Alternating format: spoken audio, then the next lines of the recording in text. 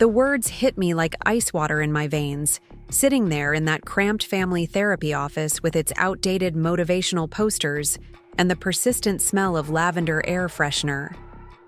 Maya, I think you need to consider whether your involvement in your father's care might be enabling unhealthy family dynamics, Dr. Patricia Williams said, her pen hovering over her notepad as she looked at me with what I can only describe as clinical disapproval. Sometimes our desire to help can actually prevent other family members from stepping up to their responsibilities. Before we jump back in, tell us where you're tuning in from, and if this story touches you, make sure you're subscribed, because tomorrow, I've saved something extra special for you. I felt my face flush as my siblings shifted in their chairs around me, and I caught the barely concealed satisfaction in Michael's expression, the slight nod of agreement from Jessica. Here I was, a nurse practitioner with 15 years of experience in patient care, being told by a family therapist that my concerns about Dad's declining health were somehow the problem. 3 months of sleepless nights, countless medical appointments, and managing Dad's complex medication regimen while working full-time at the community clinic.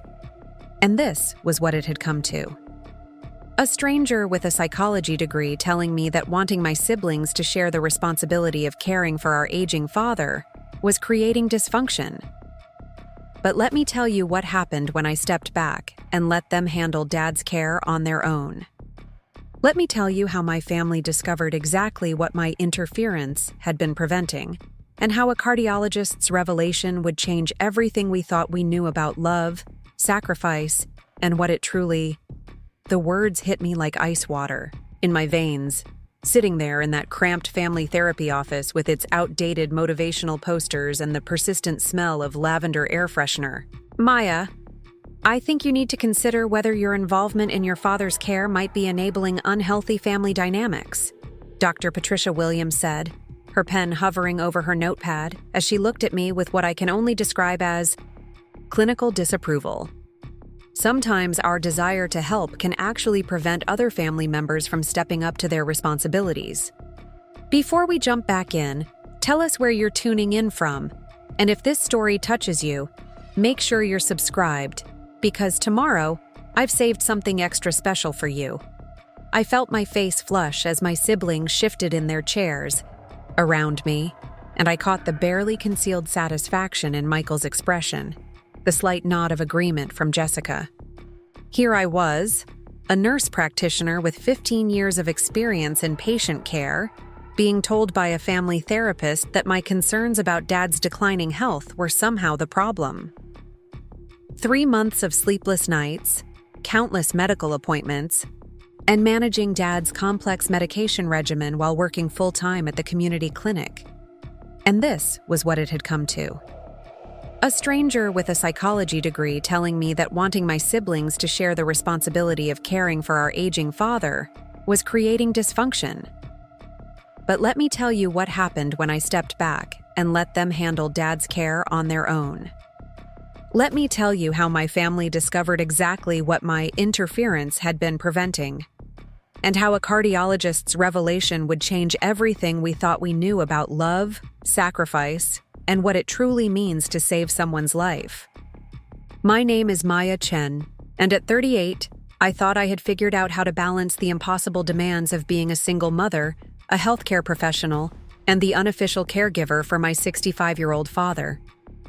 Our family had always been close, bound together by the shared experience of being second-generation Chinese-American immigrants in Portland, Oregon, where Dad had worked as a mechanic for 40 years before his retirement.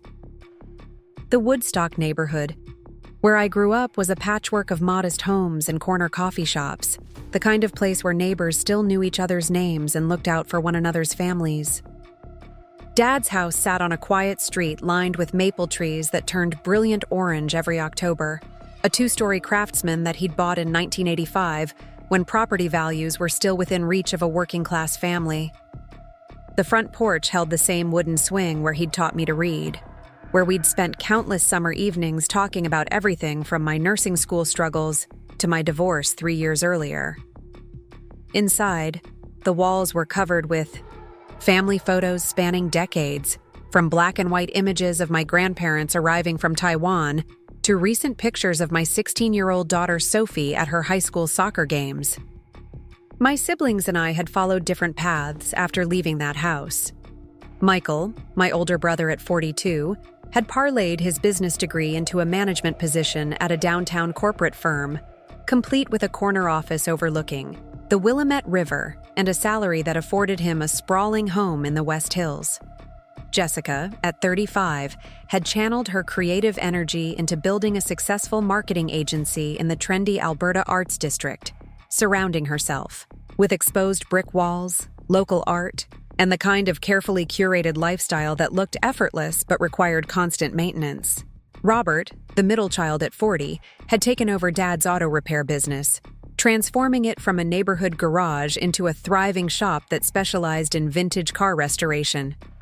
Then there was me, living in a modest one-bedroom apartment in the Pearl District with Sophie, working at the Eastside Community Health Clinic where I provided primary care to patients who often couldn't afford to see doctors anywhere else.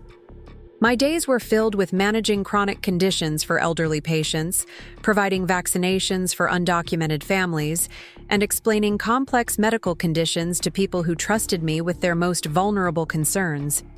It was meaningful, work that I loved, but it also meant long hours, emotional exhaustion, and a paycheck that required careful budgeting to cover Sophie's needs and my own student loan payments.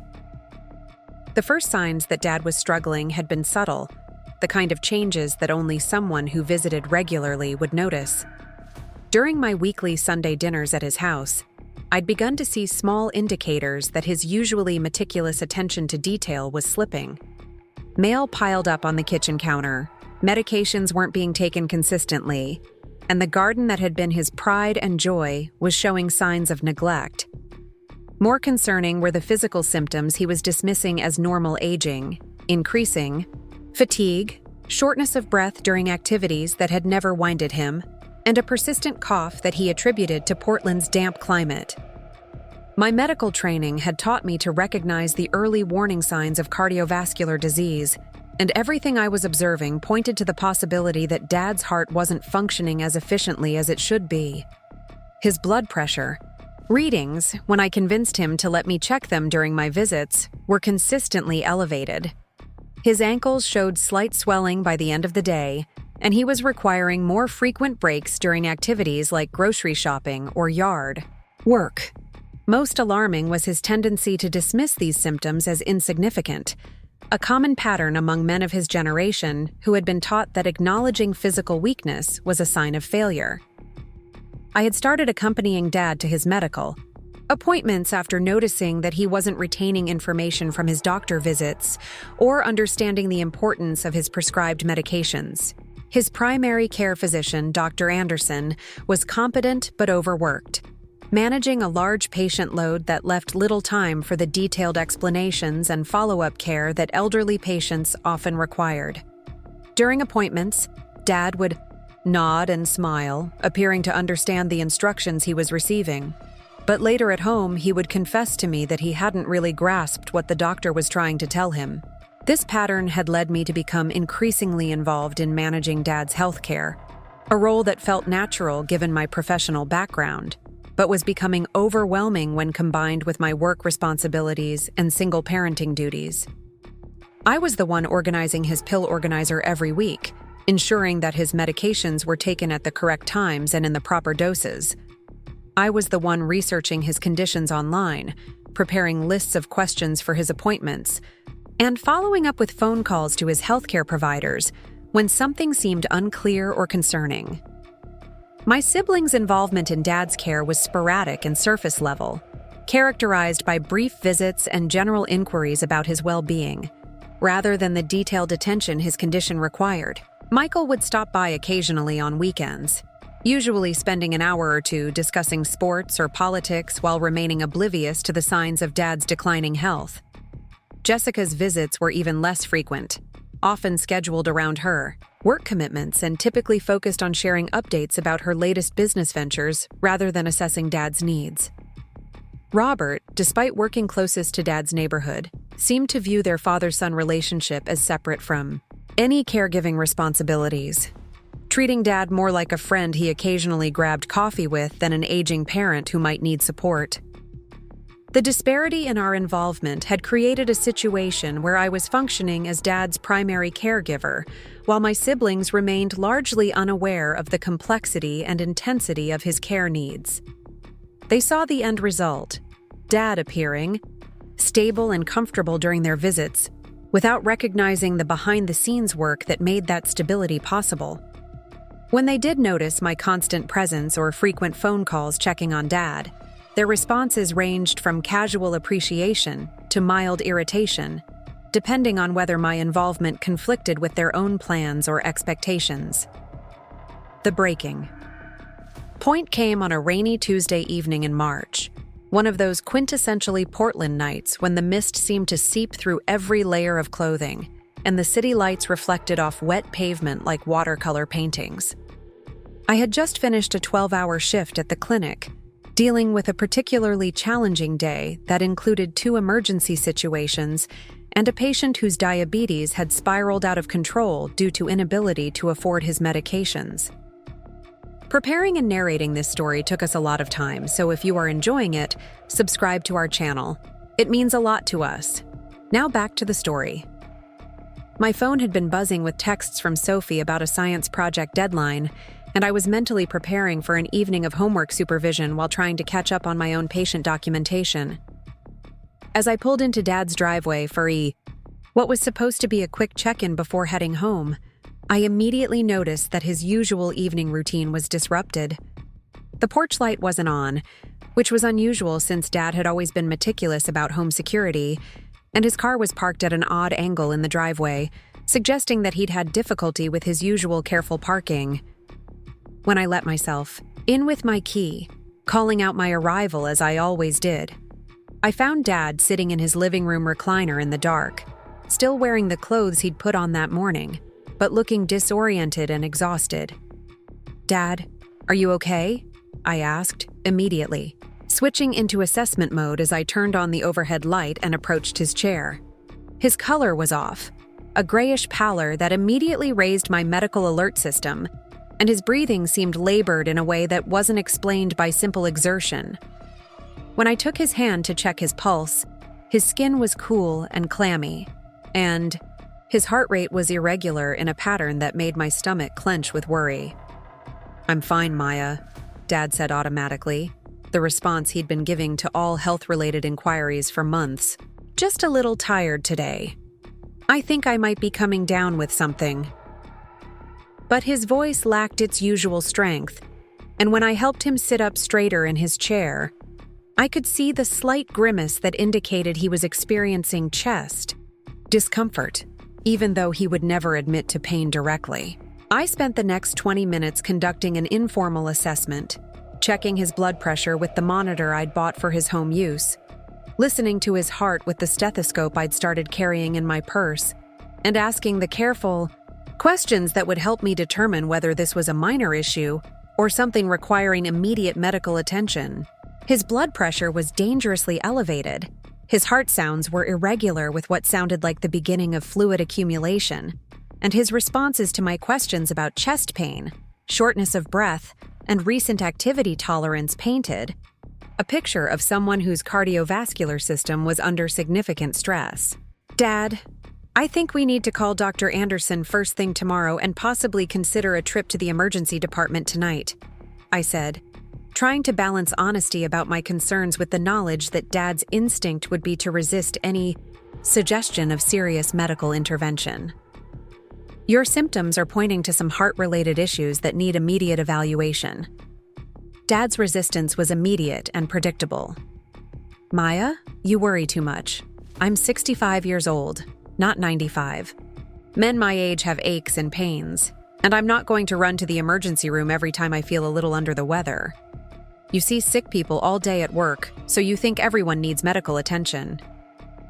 His dismissal was gentle but firm, rooted in a generation's worth of conditioning that equated medical care with weakness and financial burden. The conversation that followed was a familiar dance we'd performed countless times over the past few months, with me presenting evidence, of concerning symptoms while Dad countered with explanations rooted in denial and his desire to maintain independence. What made this evening different was the severity of what I was observing and my growing certainty that we were approaching a medical crisis that couldn't be managed with gentle monitoring and gradual interventions. I called Michael first, knowing that as the eldest son, he often carried more influence with Dad than I did, despite my medical expertise. "Michael, I'm at Dad's house, and I'm really concerned about his condition tonight. His blood pressure is 180/110, his heart rate is irregular, and he's showing signs of early heart failure. I think he needs to be evaluated by a cardiologist as soon as possible, and potentially tonight in the emergency department." Michael's response was characterized by the same dismissive tone that Dad had used. "Maya, don't you think you might be overreacting a little? Dad seemed fine when I talked to him on Sunday. He was complaining about his neighbor's new fence and asking about my work project, completely normal conversation. Are you sure you're not letting your medical training make you see problems that aren't really there?" The suggestion that my professional assessment was somehow skewed by paranoia rather than informed by 15 years of healthcare experience felt like a slap across the face.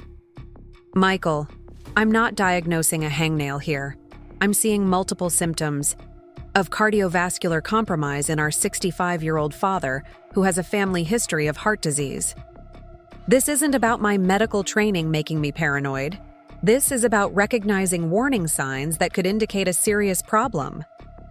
My call to Jessica yielded a similar response, though delivered with the polished patience she typically used when managing difficult clients. "Maya, I understand you're concerned, but Dad has always been dramatic about feeling sick. Remember when he thought he had pneumonia last year and it turned out to be seasonal allergies? I think maybe you're picking up on his tendency to catastrophize minor symptoms and amplifying them through your professional lens." Robert's reaction was the most frustrating because it came wrapped in apparent reasonableness while completely dismissing the urgency of the situation. "Look, Maya, I appreciate that you're keeping an eye on Dad, but you've been saying he needs more medical attention for months now. At some point, don't you think we have to trust that he knows his own body better than we do? If he says he's fine, maybe we should respect that instead of pushing him toward medical interventions he doesn't want." By 10 o'clock that evening, I had spent hours trying to convince my siblings that Dad's condition warranted immediate attention, while simultaneously trying to convince Dad that his symptoms required professional evaluation. The frustration was overwhelming, made worse by the knowledge that my medical training was being dismissed as neurotic overreaction rather than recognized as informed assessment. I finally agreed to Dad's compromise of waiting until morning to call Dr. Anderson, but only after making him promise to wake me immediately if his symptoms worsened during the night. I drove home through the empty Portland streets feeling a mixture of professional frustration and family exhaustion that had become all too familiar over the past few months. Sophie was already asleep, having completed her science project with help from her friend's mother, and I spent the remainder of the evening researching cardiology specialists in Portland and preparing a detailed summary of Dad's symptoms to share with Dr. Anderson's office first thing in the morning. The call from Robert came at 4:47 a.m., the harsh ring of my phone cutting through the deep sleep I'd finally managed to achieve after hours of worried insomnia. "Maya, you need to get to OHSU immediately. Dad collapsed in his bathroom around 4 this morning. The paramedics are saying it looks like a massive heart attack." The drive to Oregon Health and Science University Hospital took place in a blur of early morning darkness, Portland's empty highways allowing me to make the usually 20-minute journey in half that time.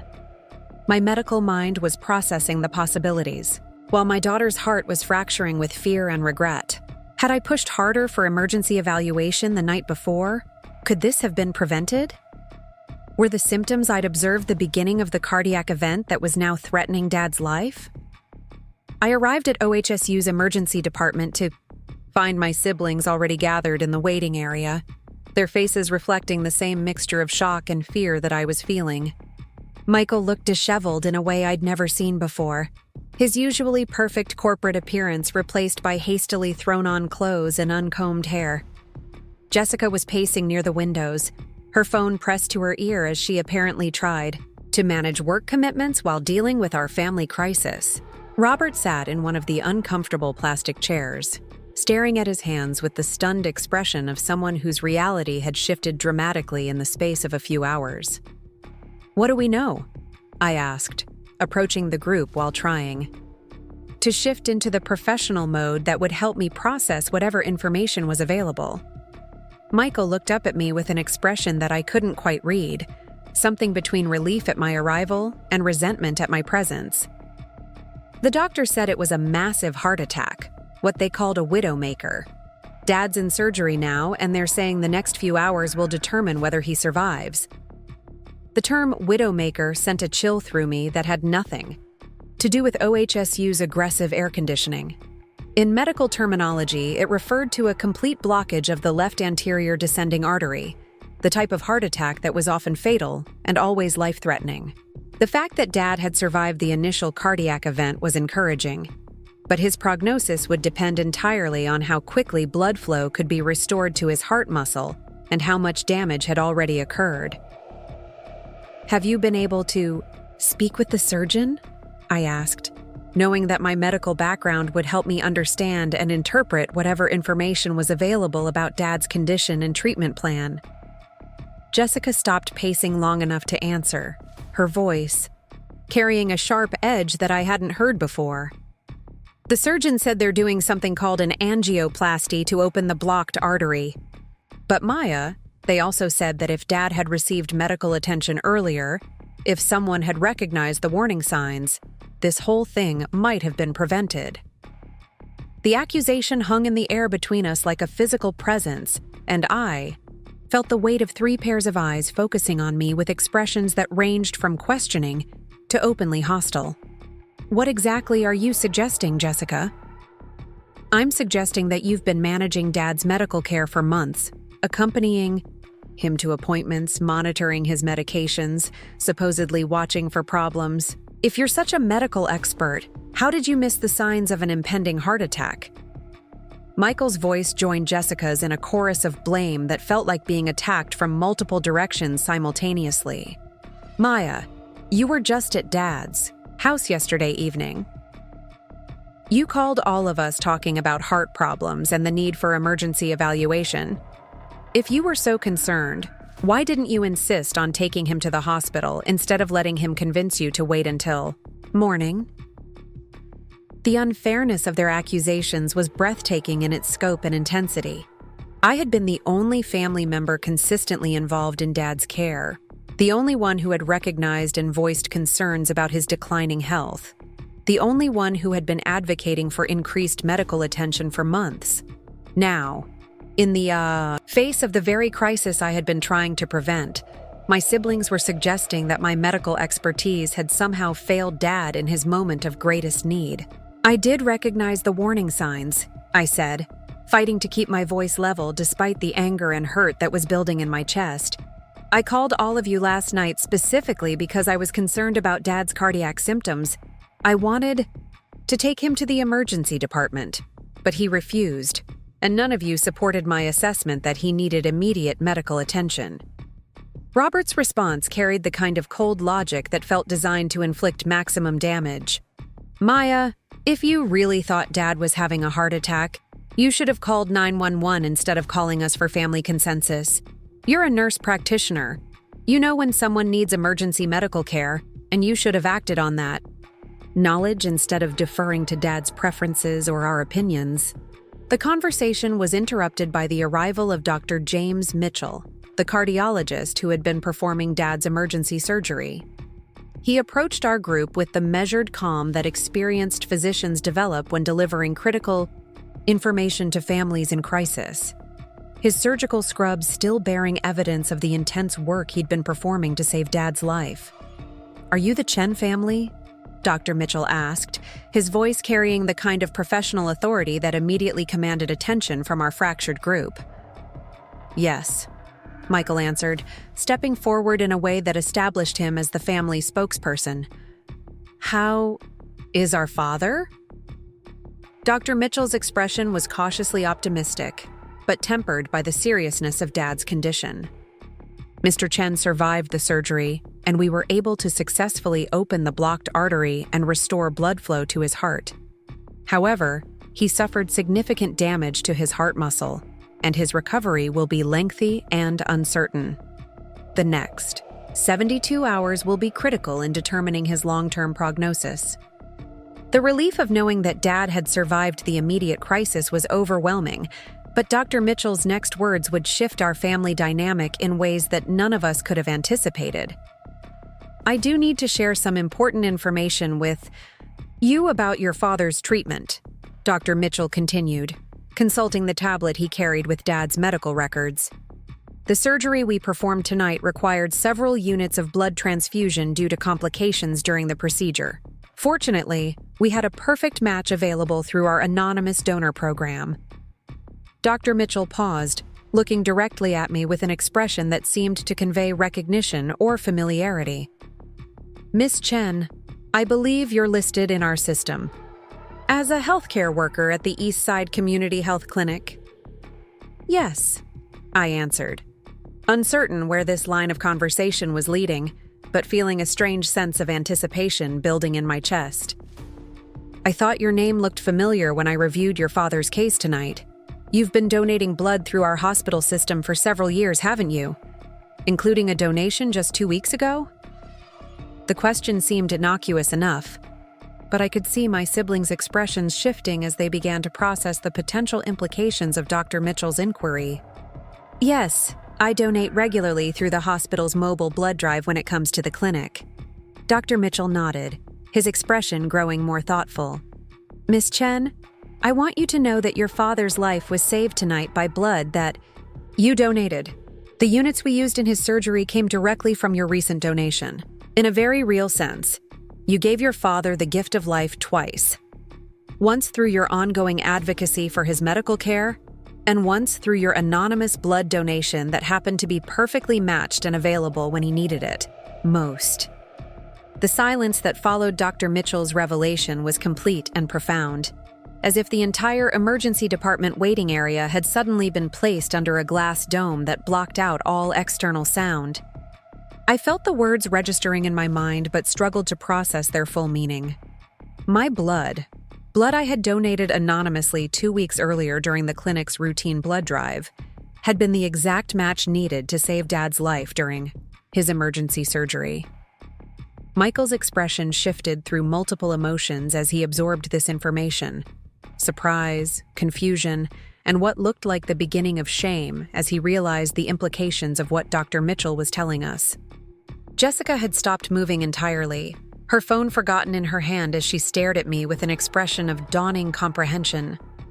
Robert's face had gone pale, and I could see him mentally reviewing the accusations he had made just minutes earlier about my failure to protect Dad's health. So Maya's blood saved Dad's life? Jessica asked Dr. Mitchell, her voice smaller than I had ever heard it. Absolutely, Dr. Mitchell confirmed. Without that perfect match being available in our blood bank tonight, your father's surgery would have been much more complicated, and his chances of survival significantly reduced. Anonymous blood donors like your sister are quite literally lifesavers, though they rarely get to know the specific impact of their donations. The irony was almost too profound to comprehend. While my siblings had been blaming me for failing to prevent Dad's heart attack, my own blood had been flowing through his veins, keeping him alive during the most critical moments of his medical crisis. The anonymous donation I had made just weeks earlier, motivated by my general commitment to community health and my awareness of constant blood shortages, had become the key factor in saving the father whose care I had been desperately trying to coordinate. Dr. Mitchell continued with details about Dad's recovery timeline and the cardiac rehabilitation program he would need to follow, but I barely absorbed the practical information. Instead, I was processing the emotional whiplash of the past few hours. From being blamed for inadequate medical advocacy to discovering that I had literally given Dad the blood that saved his life. As Dr. Mitchell finished his update and returned to his surgical duties, my siblings and I were left alone in the waiting area, with a fundamentally altered understanding of the night's events and my role in Dad's survival. The accusations that had felt so devastating just minutes earlier now hung in the air like toxic smoke, impossible to ignore and equally impossible to take back. The woman who had been criticized for her medical paranoia had been proven correct about Dad's condition. The sister who had been blamed for failing to prevent his heart attack had unknowingly provided the blood that kept him alive during surgery. The daughter who had been carrying the invisible burden of Dad's care for months had been vindicated in the most dramatic and irrefutable way possible. But vindication, I was learning, could be just as overwhelming as blame, especially when it came wrapped in the knowledge that I had literally saved my father's life without even knowing it. The next 72 hours passed in a strange suspension of normal time, where hospital corridors became our temporary universe, and the rhythmic beeping of cardiac monitors provided the soundtrack to our family's reckoning with everything that had transpired. Dad remained in the cardiac intensive care unit, connected to an array of machines that tracked every heartbeat and breath, while his body began the slow process of healing from the massive trauma it had endured. I had taken emergency leave from the clinic, something I had never done in 15 years of nursing, while my siblings struggled to maintain their professional obligations alongside the demands of our medical crisis. Dr. Patricia Williams had insisted on an emergency family session scheduled for Thursday afternoon in a conference room that OHSU provided for families dealing with extended medical situations. Her request had come through Michael, who had apparently called her Tuesday night after Dad's surgery, seeking guidance on how our family should process the events of the past few days. The irony of returning to therapy in the wake of everything that had happened wasn't lost on me, especially considering that our last session had ended with Dr. Williams suggesting that my involvement in Dad's care was somehow problematic. The conference room was sterile in the way that all hospital spaces seem to be, designed for functionality rather than comfort, with fluorescent lighting that cast harsh shadows and uncomfortable plastic chairs arranged in a circle that felt more like an interrogation setup than a therapeutic environment. Dr. Williams arrived precisely on time, carrying the same leather portfolio and wearing the same expression of professional concern that I remembered from our previous sessions.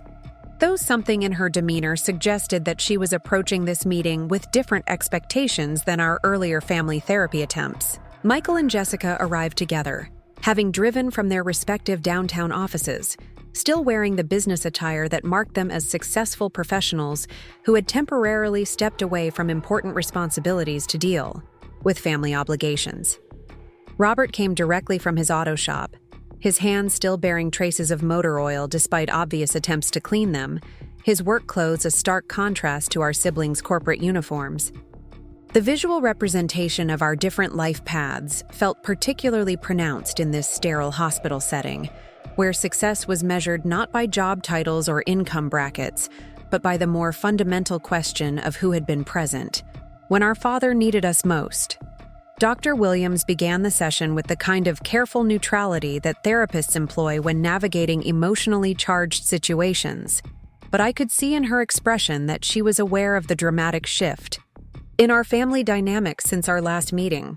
I understand that your father has experienced a serious medical emergency and that there have been some revelations about Maya's role in his care that have changed the family's perspective on recent events.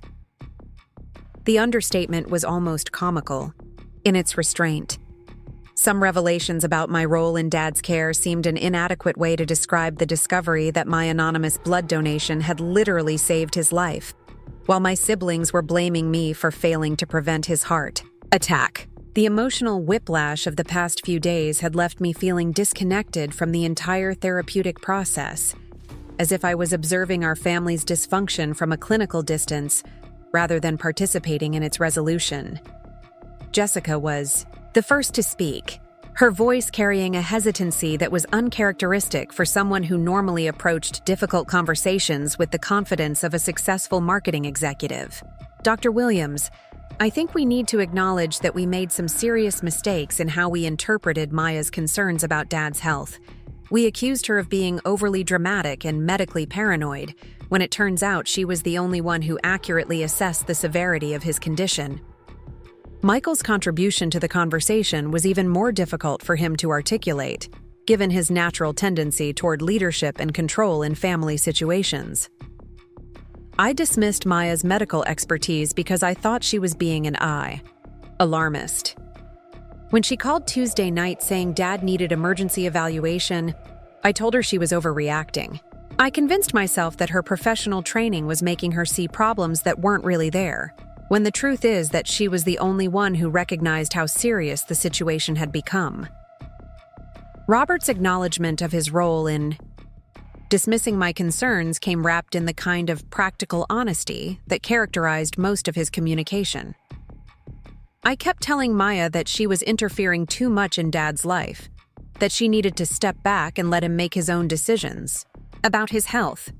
I thought she was being controlling and anxious, but now I realize she was the only one who was actually paying attention to what was happening with his condition. Dr. Williams listened to each confession with the careful attention of someone who was rapidly reassessing her previous therapeutic recommendations, her pen moving across her notepad as she documented what appeared to be a complete reversal of the family dynamics she had observed in our earlier sessions. When my siblings finished their admissions of error, she turned her attention to me with an expression that seemed to combine professional curiosity with personal concern. Maya, how are you processing the events of the past few days? Learning that your blood donation saved your father's life while simultaneously being blamed for failing to prevent his heart attack must have created some complex emotions. The question required me to articulate feelings that I was still struggling to understand myself. The vindication of being proven correct about Dad's medical condition felt hollow when weighed against the knowledge that I could have pushed harder for emergency intervention that might have prevented the heart attack entirely. The revelation about my blood donation felt surreal, like discovering that I had been part of a cosmic plan that I never could have imagined or orchestrated. I'm grateful that Dad survived and that my blood was available when he needed it, I said carefully, aware that my siblings were listening intently to my response. But I'm also struggling with the knowledge that this crisis might have been prevented if my medical assessment had been taken seriously earlier. I've been advocating for increased cardiac monitoring for months, and I specifically identified concerning symptoms the night before his heart attack. Dr. Williams nodded thoughtfully, her expression suggesting that she was connecting current events with patterns she had observed in our previous sessions. Maya, I need to acknowledge that my therapeutic recommendations during our earlier meetings were based on an incomplete understanding of your family's dynamics. I suggested that your involvement in your father's care might be excessive when it appears that you were actually providing essential medical advocacy that your siblings weren't equipped to recognize or appreciate. The admission felt like vindication, but also highlighted the broader problem of how my medical expertise had been consistently undervalued by both family members and professionals who should have recognized its importance. Dr. Williams's reversal of her previous assessment was welcome, but it came too late to have prevented the crisis that had nearly cost Dad his life.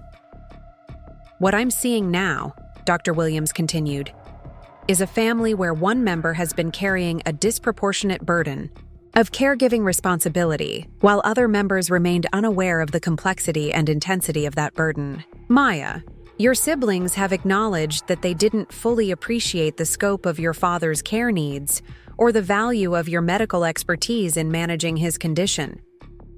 The conversation that followed was unlike any family therapy session I had ever experienced, characterized by genuine acknowledgement of responsibility, rather than defensive positioning and blame assignment.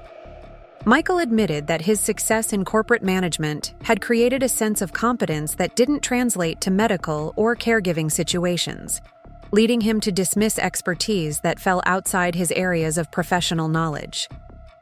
Jessica acknowledged that her busy career had provided a convenient excuse for minimal involvement in Dad's care, allowing her to remain peripherally aware of his needs without taking on any meaningful responsibility for his well-being. Robert's reflection on his role in our family's crisis was perhaps the most honest, delivered with the straightforward communication style that made him an effective small business owner, but had sometimes created tension in more complex emotional situations.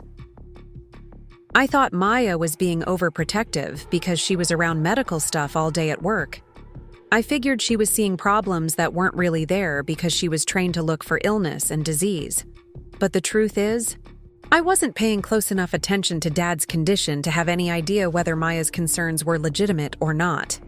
Dr. Williams used their admissions as an opportunity to explore the broader patterns that had led to our family's crisis, focusing particularly on how my medical expertise had been systematically devalued rather than recognized as a valuable resource for Dad's care.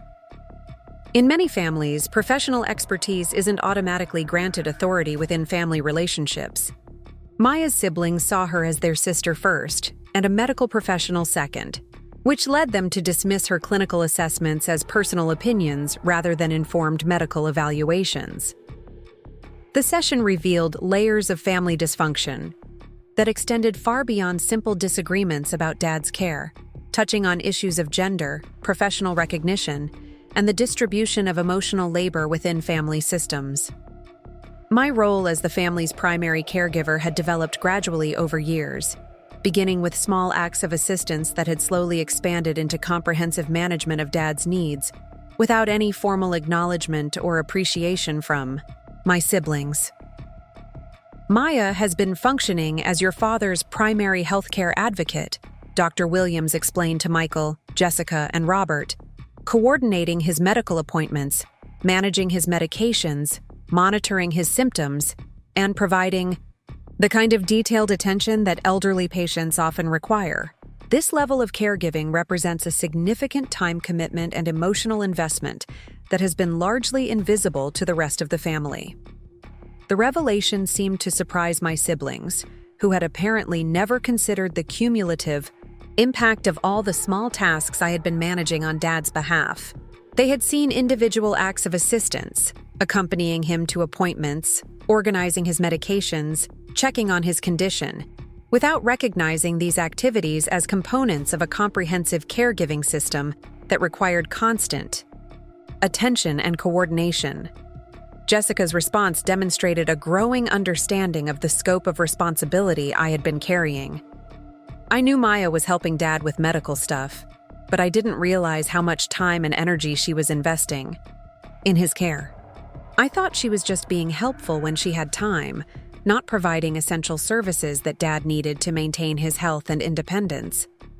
Michael's acknowledgement was more difficult for him to articulate, given his tendency to approach problems through the lens of business management and organizational efficiency.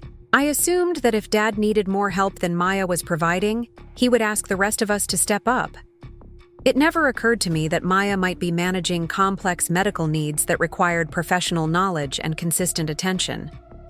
Dr. Williams used their growing awareness as an opportunity to address the gender dynamics that had influenced our family's caregiving arrangements, pointing out that daughters and sisters often inherit caregiving responsibilities by default, rather than through explicit family discussions or equitable distribution of duties. Maya's medical training made her the obvious choice for managing your father's healthcare needs, but that doesn't mean she should have been expected to handle that responsibility alone or without recognition and support from her siblings.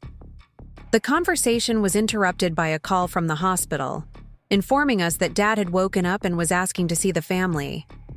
The news that he was conscious and alert enough to communicate was the first genuinely positive development since his heart attack, and we immediately suspended our therapy session to return to the cardiac intensive care unit where Dad had spent the past 3 days fighting for his life. Walking through OHSU's corridors toward the cardiac unit, I felt a strange mixture of anticipation and anxiety about seeing Dad awake for the first time since his medical crisis. The man who had dismissed my concerns about his health just days earlier would now be confronting the reality that those concerns had been not only legitimate, but potentially life-saving. The father who had always prided himself on independence and self-sufficiency would now be facing a recovery process that would require extensive family support and lifestyle modifications. Dad looked smaller than I remembered, diminished by the hospital bed and the array of medical equipment that continued to monitor his vital signs, but his eyes were clear and alert when we entered his room. The color had returned to his face, and his breathing appeared less labored than it had been during our last conversation in his living room, though he was obviously weak and disoriented from the combination of medications and the trauma his body had endured. "Maya," he said as soon as he saw me, his voice hoarse from the breathing tube that had been removed earlier that morning. "The nurse told me you've been here every day since my surgery. She said you donated the blood that saved my life." The directness of his statement caught me off guard, though I realized that hospital staff would naturally have shared information about blood donor matches with patients who had received transfusions. "Dad, I donate blood regularly through the clinic's mobile drives. I had no idea my donation would end up helping you, but I'm grateful it was available when you needed it." Dad's expression shifted as he processed this information, and I could see him connecting my anonymous blood donation with the months of medical advocacy that he had been resisting. "Maya, I owe you an apology.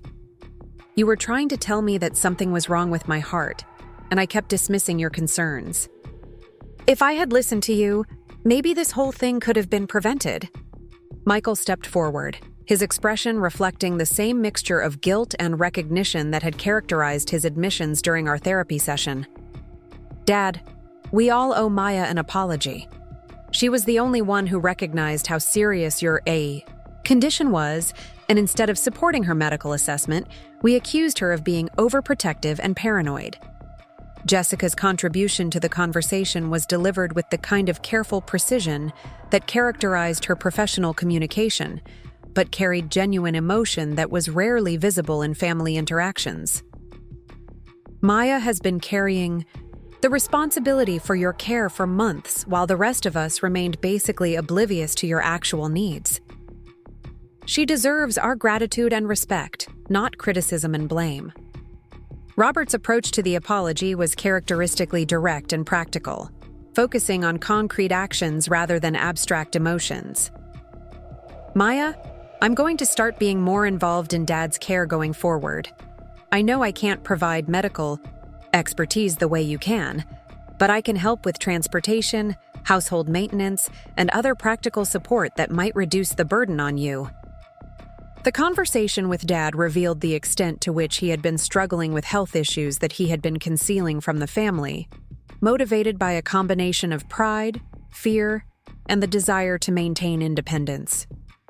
His reluctance to acknowledge symptoms or seek medical attention had been rooted in generational attitudes about aging and illness that equated medical care with failure and weakness.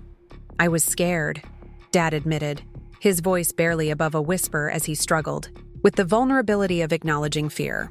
"I knew something wasn't right with my heart, but I didn't want to face the possibility that I might be seriously ill. I thought if I ignored the symptoms, they might go away on their own."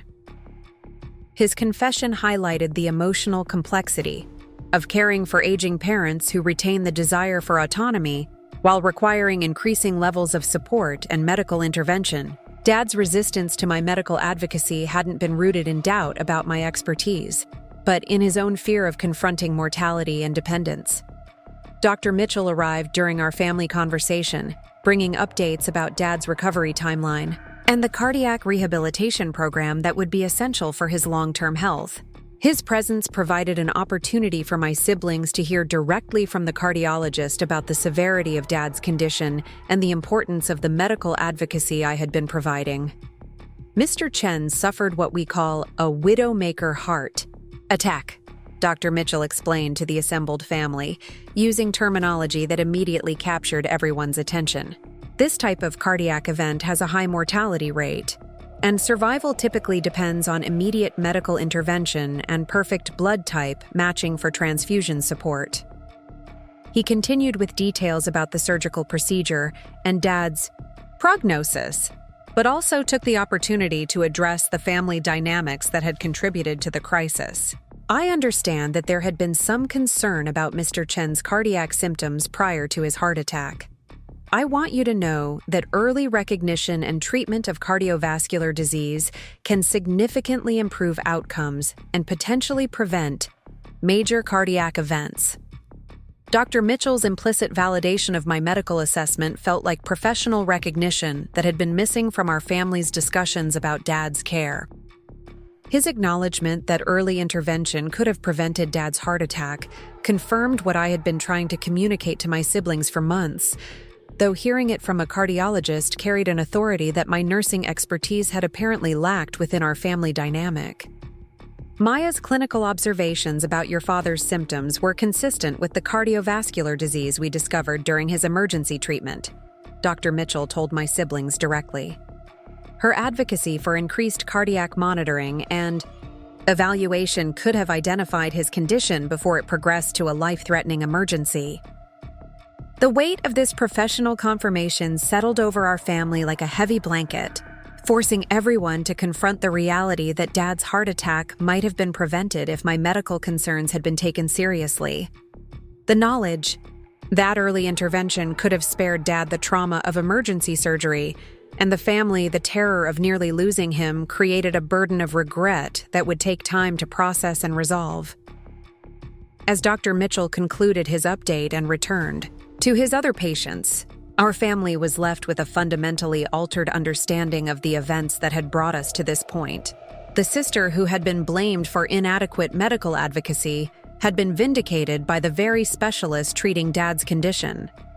The daughter who had been accused of interfering in Dad's health care had been recognized as providing essential clinical assessment that could have prevented his cardiac crisis.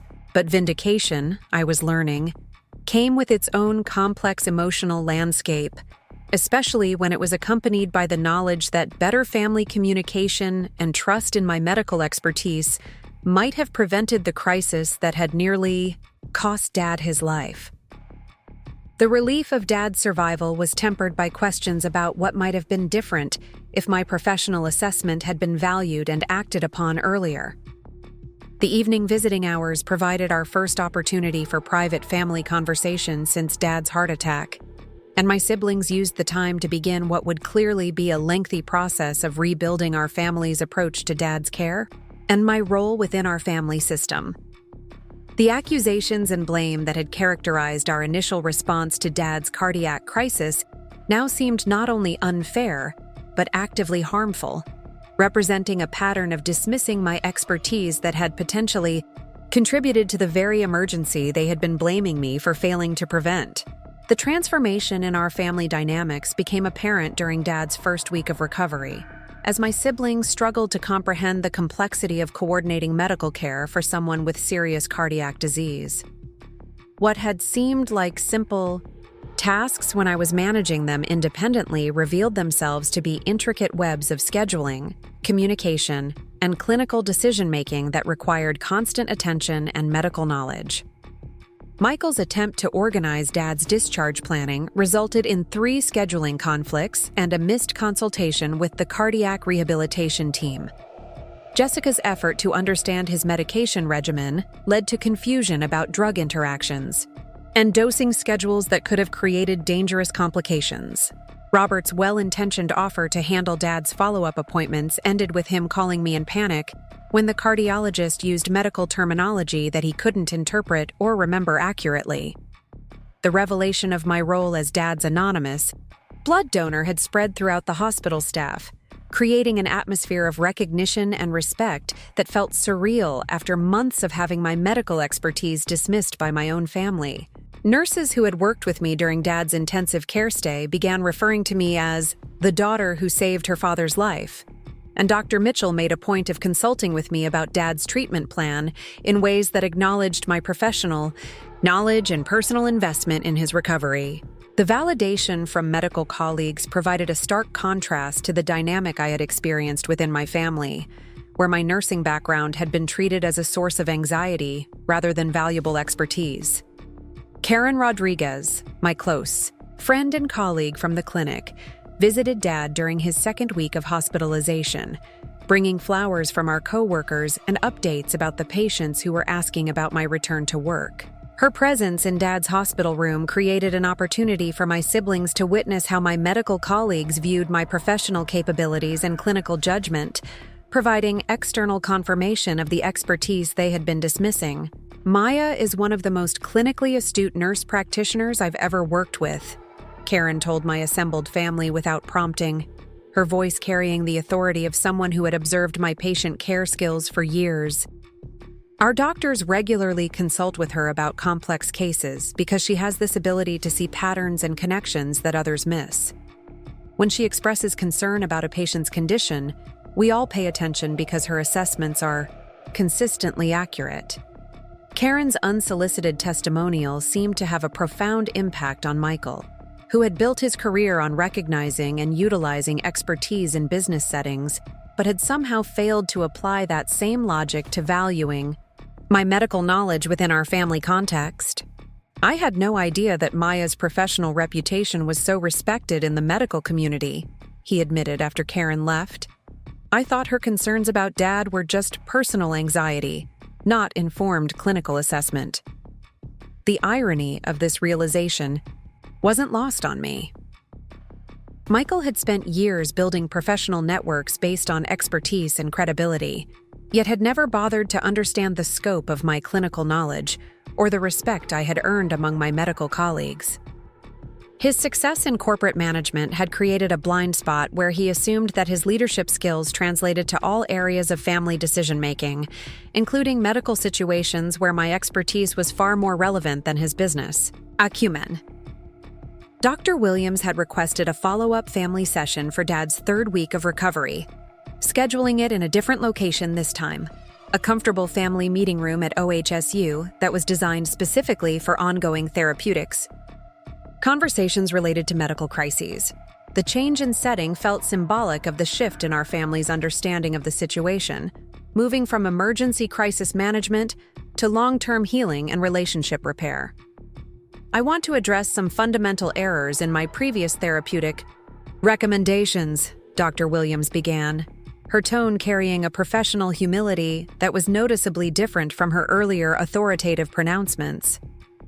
When I suggested that Maya's involvement in your father's care might be creating unhealthy family dynamics, I was applying outdated therapeutic models that failed to recognize the legitimate medical needs your father was experiencing.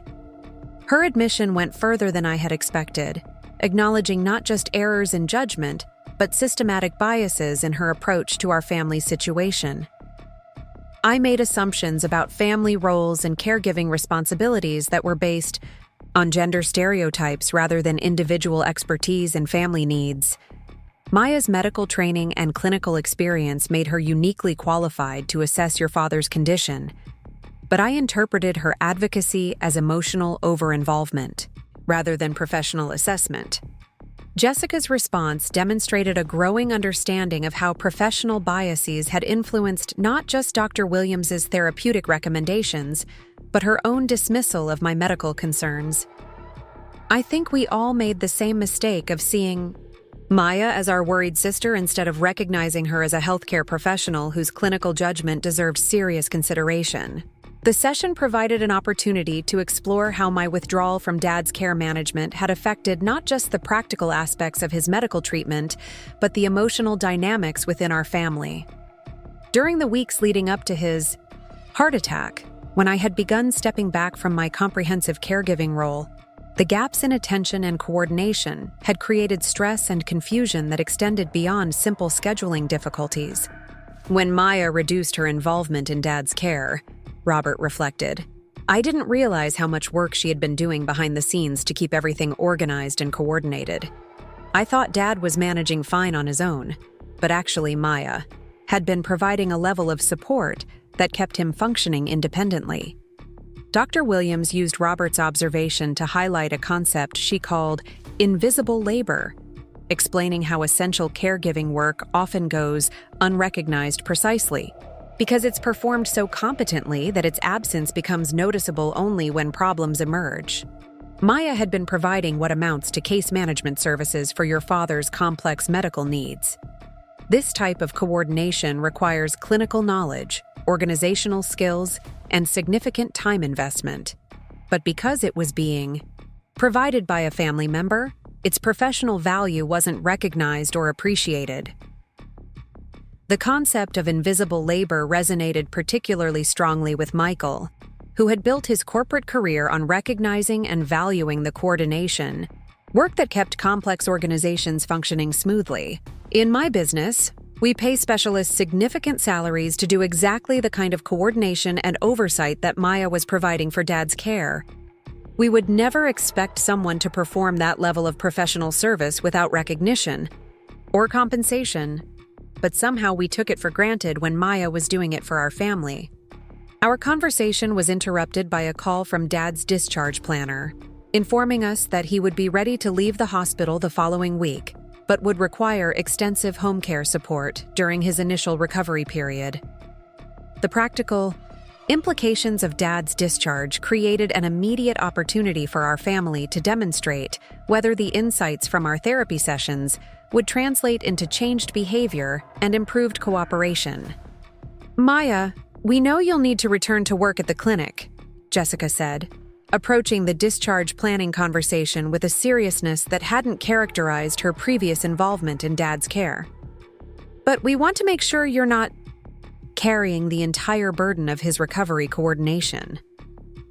What kind of support do you need from the rest of us to make this manageable?" The question represented a fundamental shift in how my siblings approached family caregiving responsibilities, moving from assumption that I would handle everything independently to collaborative planning that recognized both my expertise and my limitations. For the first time in our family's history, they were asking what I needed, rather than simply expecting me to accommodate everyone else's availability and preferences. We spent the remainder of our therapy session developing a comprehensive care coordination plan that distributed responsibilities according to both practical considerations and individual capabilities. Michael would handle transportation to medical appointments, using his flexible work schedule and reliable vehicle to ensure Dad never missed follow-up visits. Jessica would manage medication coordination and insurance communications, applying her organizational skills and attention to detail to tasks that required precision and persistence. Robert would oversee home maintenance and safety modifications, using his practical skills to ensure Dad's house was equipped for safe recovery and long-term cardiac health management. My role in the new care plan would focus on clinical oversight and medical advocacy, providing the professional assessment and healthcare communication that my nursing background made me uniquely qualified to handle. But rather than managing every aspect of Dad's care independently, I would be functioning as the medical coordinator within a team approach that recognized and utilized everyone's individual strengths and availability. Dr. Williams concluded our session by addressing the broader implications of our family's crisis and recovery for future caregiving situations. What you've learned about valuing Maya's medical expertise and distributing caregiving responsibilities equitably will serve your family well as your father ages and potentially faces additional health challenges. The coordination system you're developing now can be adapted and expanded as his needs change over time.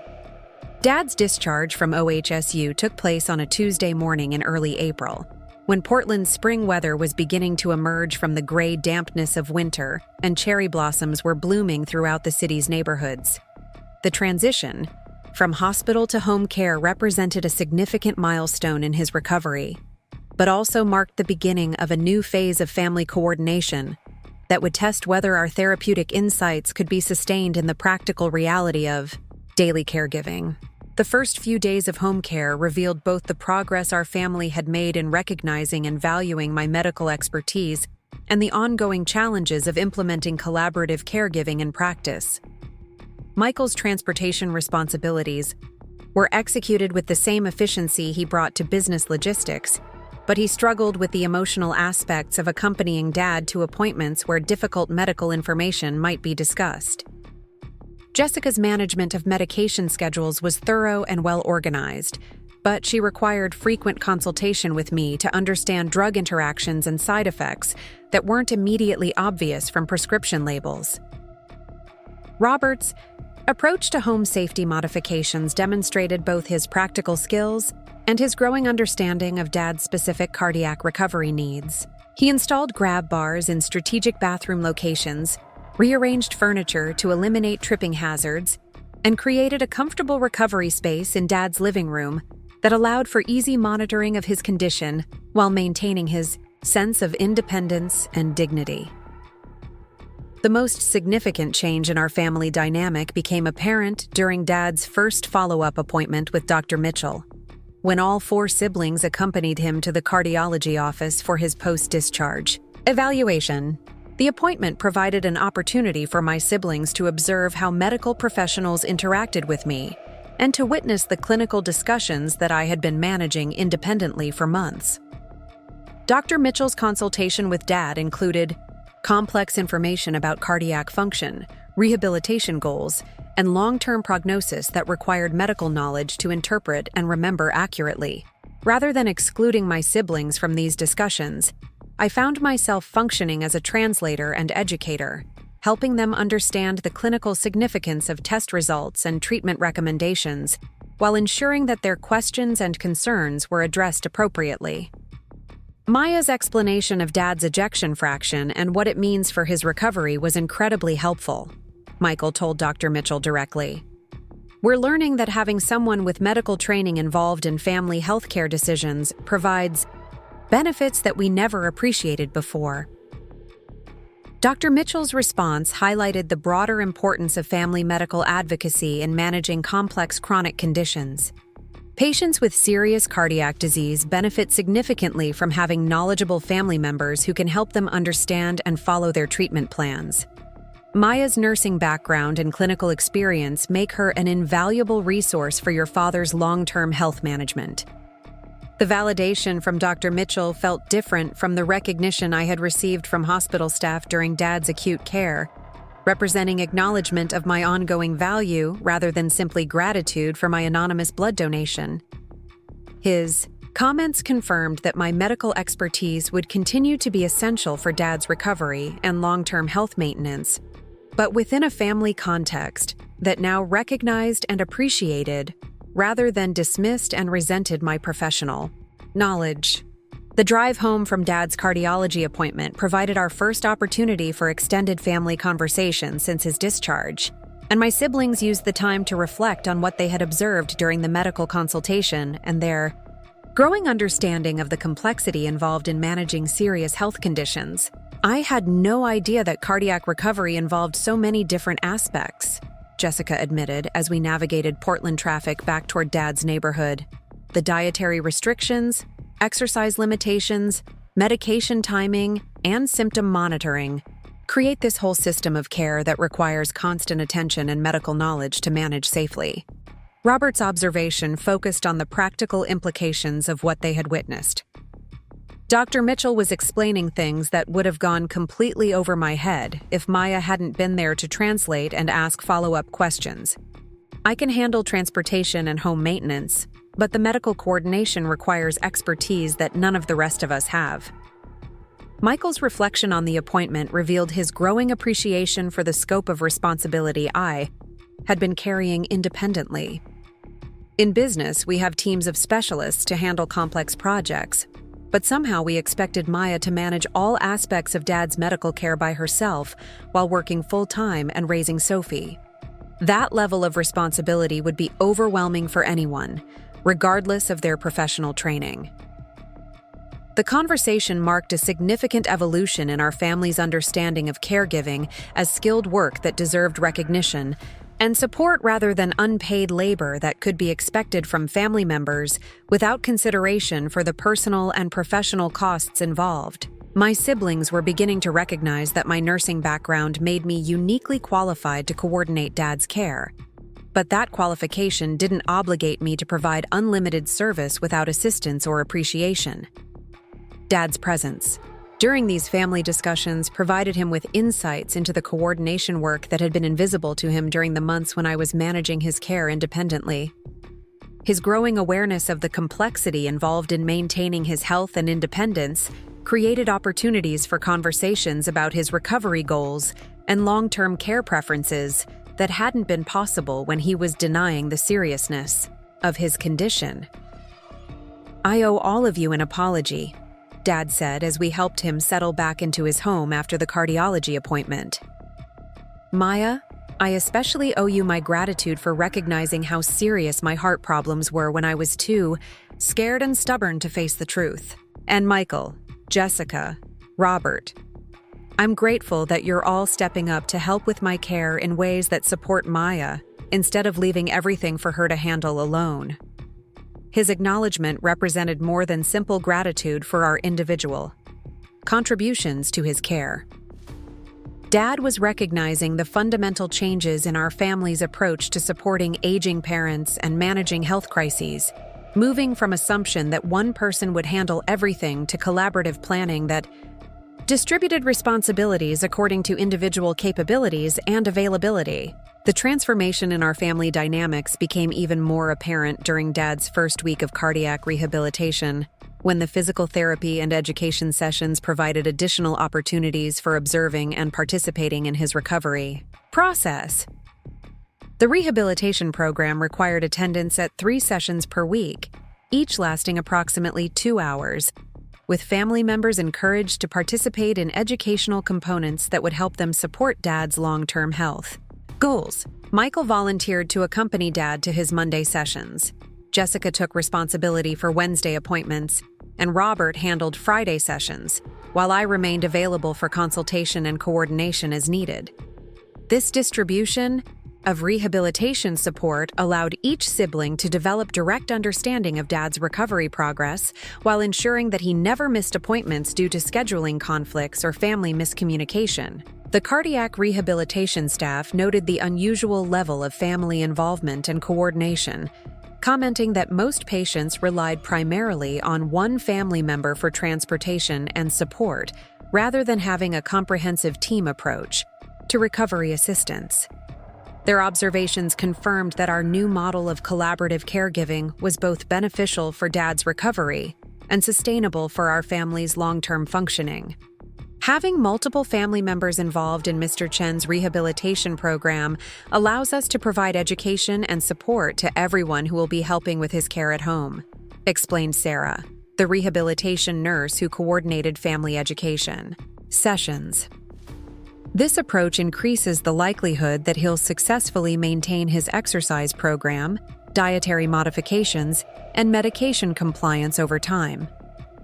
The rehabilitation program also provided my siblings with direct exposure to other families dealing with similar cardiac recovery situations, creating opportunities for them to observe different approaches to family caregiving and to appreciate the complexity of managing serious chronic health conditions. Many of the families they encountered were struggling with the same issues that had created tension in our family before Dad's heart attack: unequal distribution of caregiving responsibilities, dismissal of family members' medical concerns, and lack of recognition for the invisible labor required to coordinate complex care. Seeing other families where one person is doing everything while everyone else remains basically uninvolved made me realize how unfair our previous dynamic was to Maya, Jessica reflected after attending one of Dad's rehabilitation sessions.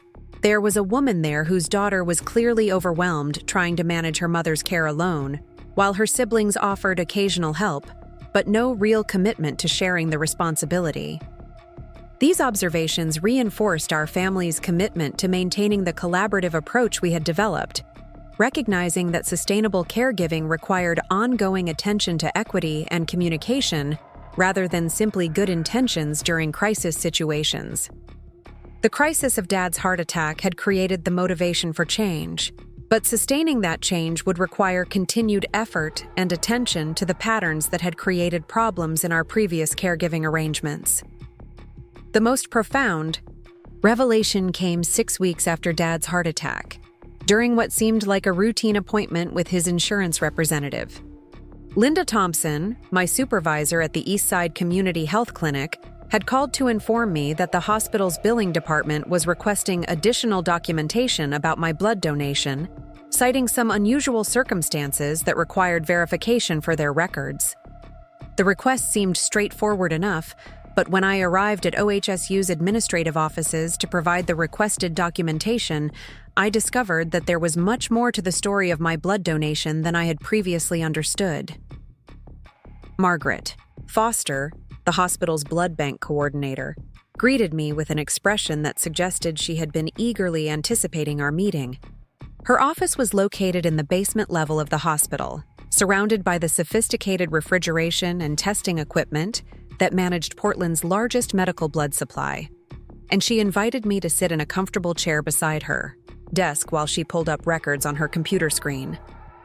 "Miss Chen, I want to share some information about your blood donation that I think will be meaningful to you and your family," Margaret began, her voice carrying the kind of careful precision that suggested she was about to reveal something significant. "Your donation on March 15th wasn't just randomly matched to your father's needs during his surgery. The timing and circumstances of your donation were quite extraordinary." Margaret explained that my blood donation had occurred exactly 14 days before Dad's heart attack, placing it within the optimal window for emergency cardiac surgery use. More significantly, my blood type was a rare subtype that matched perfectly with Dad's genetic markers, making it not just compatible, but ideal for transfusion during complex cardiovascular procedures. "What makes this even more remarkable," Margaret continued, consulting her computer records, "is that you specifically requested that your donation be designated for cardiac emergency use when you filled out the donor forms. Most donors don't specify particular medical uses for their donations, but you indicated that you wanted your blood to be available for heart surgery patients."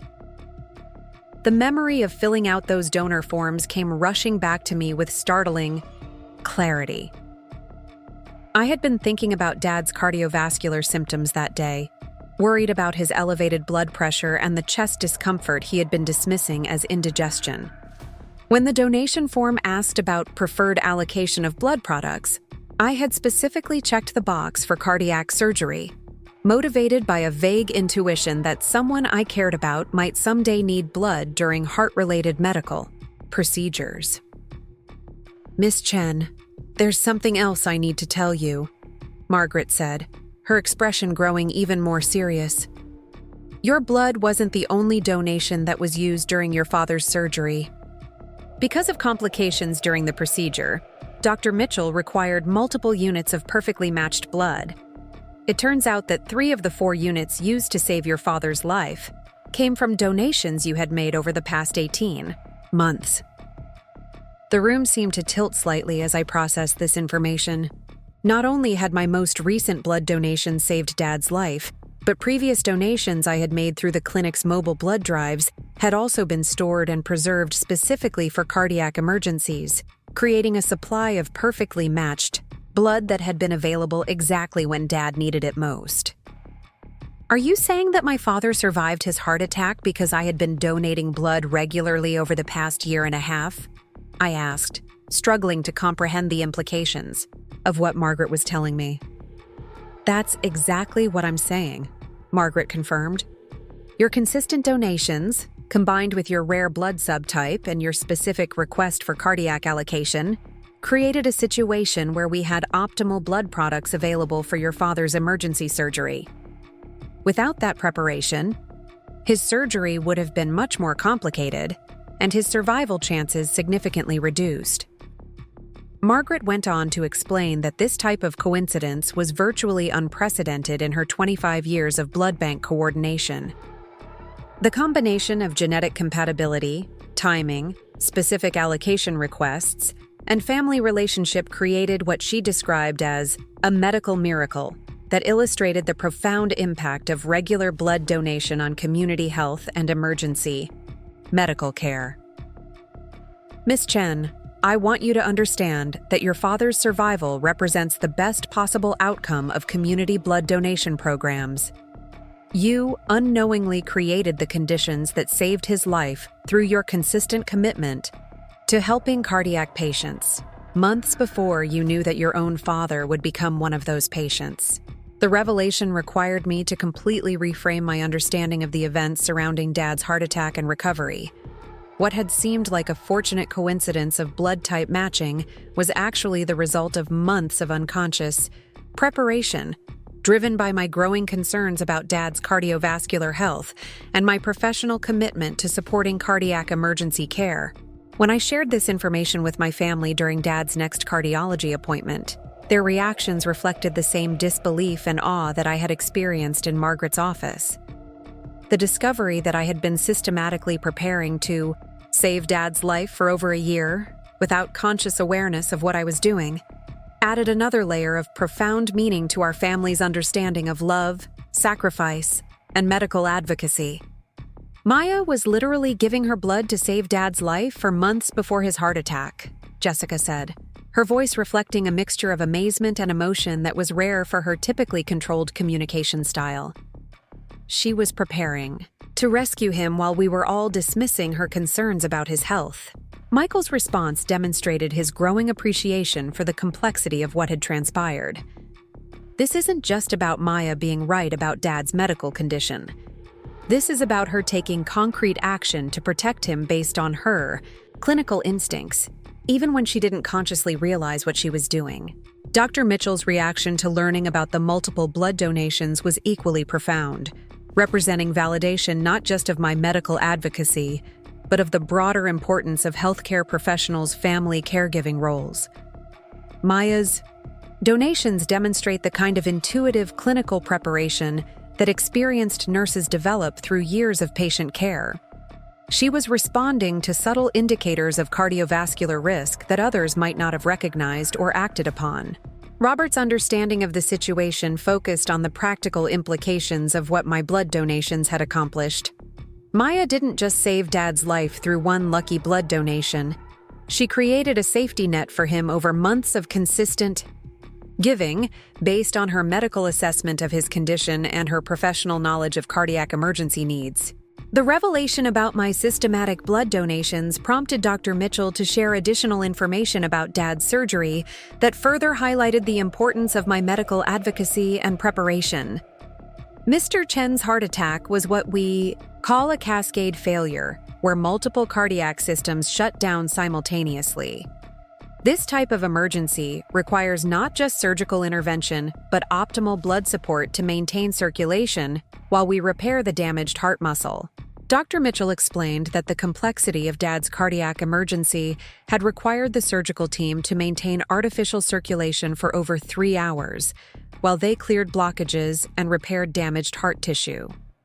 The availability of perfectly matched blood from my donations had been essential, not just for replacing blood loss during surgery, but for maintaining the quality of circulation that prevented brain damage and organ failure during the extended surgical procedure. Without Maya's blood donations, we would have been using less compatible blood products that could have created complications during surgery, Dr. Mitchell told our assembled family. The perfect genetic match of her donations allowed us to maintain optimal circulation throughout a very complex procedure, which significantly improved your father's chances of complete recovery. This medical explanation helped my family understand that my blood donations hadn't just coincidentally saved Dad's life, but had provided the optimal conditions for his successful surgery and recovery. My unconscious preparation had created the best possible scenario for surviving the type of cardiac emergency that often proves fatal, even with immediate medical intervention. The broader implications of these revelations began to emerge during our family's continued therapy sessions with Dr. Williams, who used the information about my blood donations to explore themes of intuitive caregiving and the ways that healthcare professionals often provide protection and support through channels that extend beyond conscious decision-making. Maya's blood donations represent what we might call anticipatory caregiving, Dr. Williams explained during one of our sessions. Her professional training and clinical instincts led her to take protective action for her father, even when she wasn't consciously aware that she was preparing for his medical crisis. Dr. Williams used our family's experience to discuss the broader phenomenon of healthcare professionals who provide exceptional family caregiving because their clinical training allows them to recognize and respond to health risks that others might miss. Maya's nursing background didn't just make her a more effective advocate for your father's medical care. It enabled her to take preventive action that literally saved his life. The conversation about anticipatory caregiving opened up discussions about the emotional and psychological dimensions of my response to Dad's declining health. I began to recognize that my increasing anxiety about his condition hadn't been neurotic worry, as my siblings had suggested, but clinical intuition based on years of experience caring for patients with similar symptoms and risk factors. I knew unconsciously that Dad was heading toward a cardiac crisis, I admitted during one of our therapy sessions. My nursing training had taught me to recognize the subtle signs of cardiovascular disease, and I was seeing all of those indicators in Dad's condition and behavior. My siblings' understanding of my blood donations evolved from seeing them as fortunate coincidence to recognizing them as professional preparation based on legitimate medical concerns.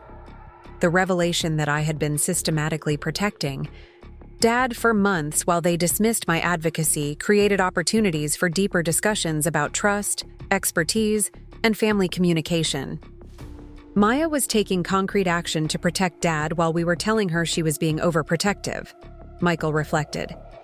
We were so focused on disagreeing with her assessment of Dad's condition that we missed the fact that she was backing up her concerns with real preparation for medical emergencies.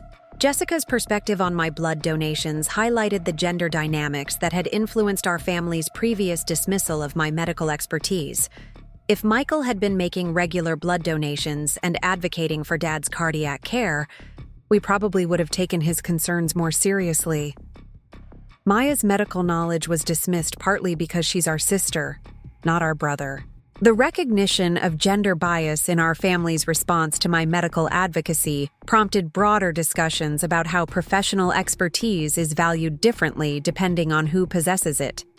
Dr. Williams used our experience to explore how female healthcare professionals often struggle to have their clinical assessments taken seriously within family contexts, even when their professional knowledge is respected in workplace settings.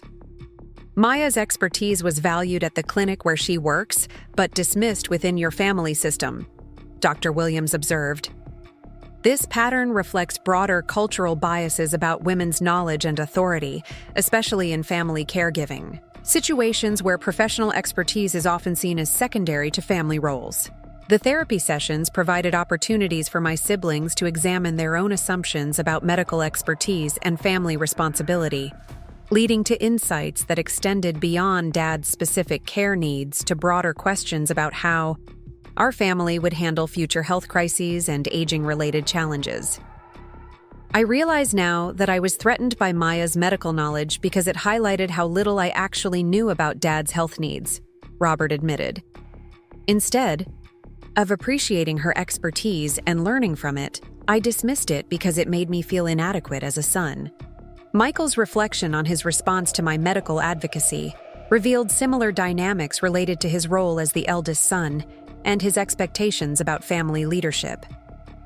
I thought Maya's concerns about Dad's health were undermining my authority as the oldest child, when actually her clinical knowledge was providing protection and advocacy that I wasn't qualified to offer.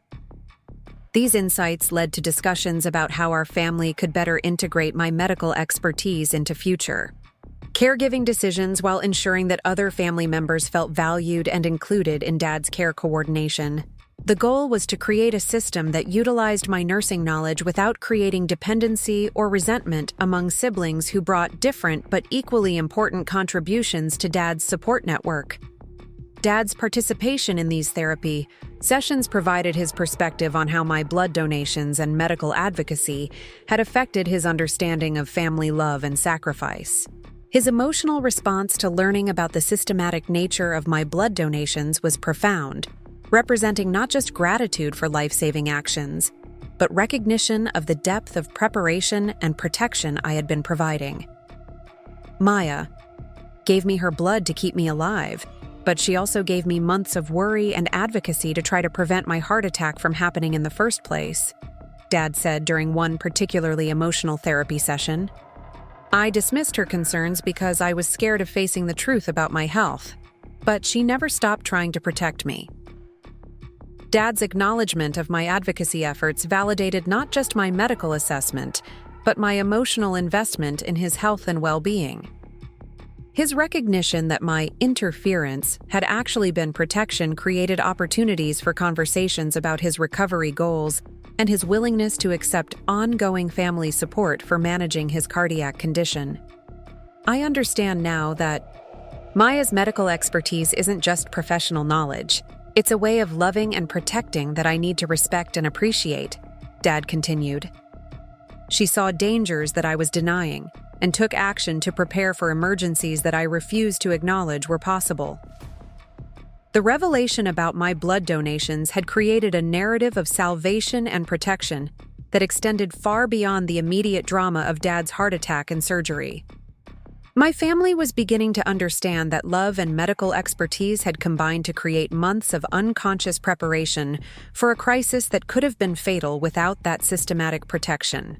As Dad's recovery progressed and our family adjusted to new patterns of collaborative caregiving, the story of my blood donations became a touchstone for understanding how professional knowledge and family love could work together to create safety and healing.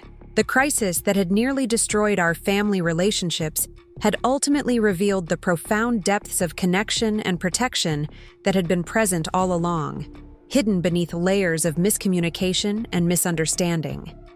The woman, who had been blamed for failing to prevent Dad's heart attack, was revealed to have been preparing to save his life for over a year. The sister whose medical concerns had been dismissed as anxious interference was shown to have been providing the most essential protection possible. The daughter, whose caregiving had been taken for granted, was recognized as having literally given her blood to ensure her father's survival. But perhaps most importantly, the family that had been divided by blame and misunderstanding was learning to rebuild their relationships around recognition, respect, and collaborative support that honored both my medical expertise and everyone's desire to contribute meaningfully to Dad's care and recovery.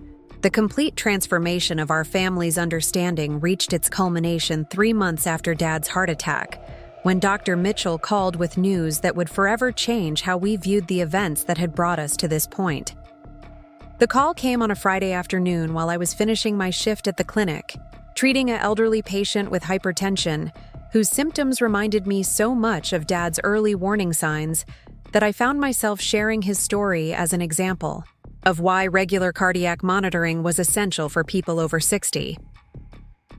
Maya, I need to speak with you about some additional information that has come to light regarding your father's case, Dr. Mitchell said, his voice carrying an excitement that was unusual for his typically measured professional demeanor. Could you and your family come in for a consultation next week? I have some remarkable findings to share that I think will be meaningful for everyone involved in your father's care. The mysterious nature of his request created anticipation and anxiety in equal measure. Dad's recovery had been progressing smoothly, with his cardiac function improving beyond initial expectations and his participation in rehabilitation exceeding the goals his medical team had established.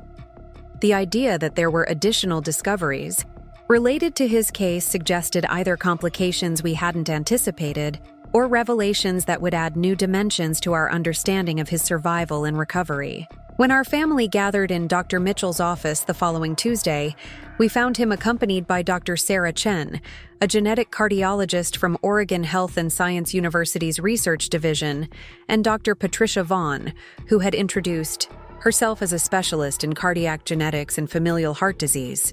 The presence of multiple specialists suggested that whatever Dr. Mitchell wanted to discuss extended beyond routine follow-up care into more complex medical territory. Mr. Chen, Maya, and family, Dr. Mitchell began. The reason I've asked Dr. Chen and Dr. Vaughn to join us today is that your case has revealed some extraordinary genetic and medical factors that have implications not just for your father's recovery, but for your entire family's cardiac health going forward. Dr. Maya Chen took over the conversation, pulling up genetic test results on a large computer monitor that dominated one wall of the conference room.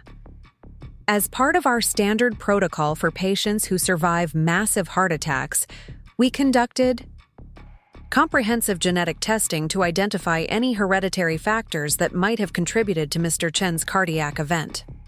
What we discovered was quite unexpected. The genetic analysis had revealed that Dad carried a rare genetic variant that predisposed him to early and severe coronary artery disease, but also that this same genetic variant was associated with exceptional response to certain cardiac medications and interventions. More significantly, the testing had shown that his survival of such a massive heart attack was statistically almost impossible given his genetic profile, unless he had received optimal medical intervention combined with perfectly matched blood products. Mr. Chen's genetic makeup indicates that his heart attack should have been fatal within minutes of onset, Dr. Vaughn explained, consulting her own tablet of research data. Patients with his specific genetic variant typically don't survive widowmaker heart attacks, even with immediate medical intervention, because their cardiac tissue doesn't respond well to emergency treatments. The revelation that Dad's survival had been even more unlikely than we had previously understood created a hushed atmosphere in the conference room as my family absorbed the implications of what the specialists were telling us. Not only had Dad survived a type of heart attack that was often fatal, but he had survived despite having genetic factors that made survival virtually impossible. The reason your father is alive today, Dr. Chen continued, is that he received a combination of optimal timing, perfect medical intervention, and most importantly, blood products that contained genetic factors that essentially overrode his own genetic limitations during the critical hours of his surgery. Dr. Mitchell leaned forward in his chair, his expression indicating that he was about to share the most significant revelation of all. Maya, the genetic testing of your blood donations has shown that you carry protective genetic variants that are specifically beneficial for cardiac emergency situations. When your blood was transfused into your father during surgery, it didn't just replace blood he had lost. It actually provided genetic material that helped his heart muscle survive and recover from damage that should have been fatal. The silence that followed this explanation was profound and complete, as if the entire room had been placed in a vacuum where sound couldn't travel. I felt my understanding of everything that had happened shifting once again, moving from coincidence to preparation to something that seemed almost supernatural in its precision and timing. Are you saying that Maya's blood didn't just keep Dad alive during surgery, but actually provided genetic protection that enabled his survival? Jessica asked, her voice reflecting the same disbelief that I was feeling. That's exactly what we're saying, Dr. Vaughn confirmed. Maya's genetic profile includes protective factors for cardiac tissue that are extremely rare in the general population.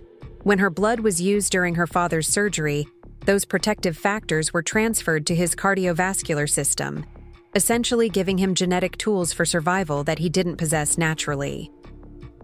Dr. Chen used the computer monitor to display comparative genetic analyses that illustrated the differences between Dad's natural genetic profile and the enhanced genetic protection he had received through my blood transfusions.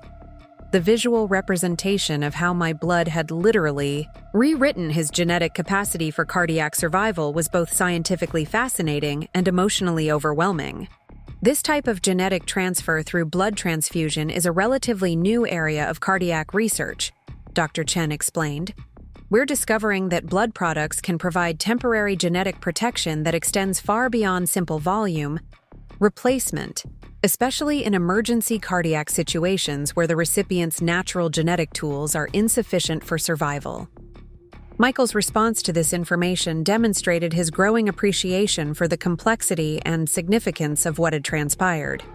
So, Maya didn't just happen to have the right blood type to save Dad's life. She happened to have exactly the genetic material that could overcome his genetic predisposition to fatal heart attacks. And she had been providing that genetic protection for over a year through her regular donations, Robert added, his voice reflecting amazement at the systematic nature of the protection I had unknowingly been providing. Dr. Mitchell used their observations to highlight the broader implications of our family's experience for cardiac research and emergency medicine. Maya's case represents one of the most remarkable examples we've documented of anticipatory genetic protection through blood donation. Her clinical intuition led her to provide exactly the genetic resources that would be needed to save her father's life, months before anyone knew that such protection would be necessary. The conversation with the cardiac specialists provided scientific validation for what had seemed like an impossible series of coincidences, revealing that my blood donations had been not just life-saving but genetically transformative in ways that medical science was only beginning to understand. The woman who had been criticized for being overprotective had unknowingly been providing the most sophisticated protection possible, operating at the level of genetic material and cellular function. Dr. Vaughn's explanation of the research implications of our case added another dimension to our understanding of what had occurred. Maya's genetic profile and her systematic approach to blood donation for cardiac emergencies represents exactly the kind of preparation that we're trying to encourage in families with hereditary cardiac risk factors. She essentially created a personalized genetic safety net for her father, without knowing that's what she was doing. The specialists went on to explain that our family's case would be included in ongoing research about genetic factors in cardiac survival and the role of targeted blood donation in emergency medicine. They requested permission to document and study our experience as an example of how professional medical knowledge combined with family genetic compatibility could create optimal conditions for surviving otherwise fatal cardiac events. Maya's story illustrates the profound impact that healthcare professionals can have within their own families, Dr. Chen told our assembled group. Her nursing background provided the clinical knowledge to recognize cardiac risk factors, while her genetic profile provided the biological tools to ensure survival when those risk factors led to crisis. Our family's participation in cardiac genetics research provided opportunities to understand not just what had happened to Dad, but what our shared genetic profiles meant for future health management and emergency planning. The testing revealed that I shared Dad's genetic predisposition to coronary artery disease, but also that I carried the protective factors that had enabled his survival. Maya will need ongoing cardiac monitoring throughout her life because she carries the same genetic risk factors that led to her father's heart attack, Dr. Vaughn explained. But she also has genetic tools for survival that we can utilize if she ever faces a similar cardiac emergency. The revelation that I carried both Dad's cardiac risks and the genetic protection that had saved his life created a complex picture of inherited medical factors that would require ongoing attention and planning. But rather than feeling burdened by this genetic inheritance, I found myself grateful for the knowledge that would allow me to approach my own cardiac health with the same proactive planning that had unknowingly protected Dad. Michael and Jessica's genetic testing revealed that they had inherited Dad's cardiac risk factors without the protective variants that had enabled his survival, meaning that they would need to be especially vigilant about cardiac health and prevention strategies. Robert's genetic profile showed lower cardiac risk overall, but also indicated that he could potentially serve as a genetic protector for family members, similar to the role my blood donations had played in Dad's survival. Understanding your family's genetic profile allows us to create personalized prevention and emergency plans for each family member, Dr. Mitchell explained. Maya's experience has shown us that targeted preparation based on genetic knowledge and clinical expertise can literally mean the difference between life and death in cardiac emergencies. The comprehensive genetic counseling that followed our consultation with the cardiac specialists provided our family with detailed information about cardiac risk management, prevention strategies, and emergency planning that was tailored to our specific genetic profiles and medical history. For the first time, we had scientific information that explained not just what had happened to Dad, but what we could do to protect ourselves and each other going forward. Dr. Williams' final family therapy session took place 6 months after Dad's heart attack, in the same conference room where our crisis had begun, but with a fundamentally transformed understanding of our family dynamics and individual capabilities.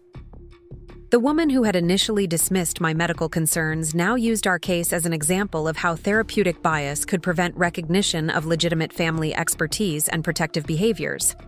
Maya's experience illustrates the importance of recognizing and valuing professional expertise within family systems, Dr. Williams told our assembled family.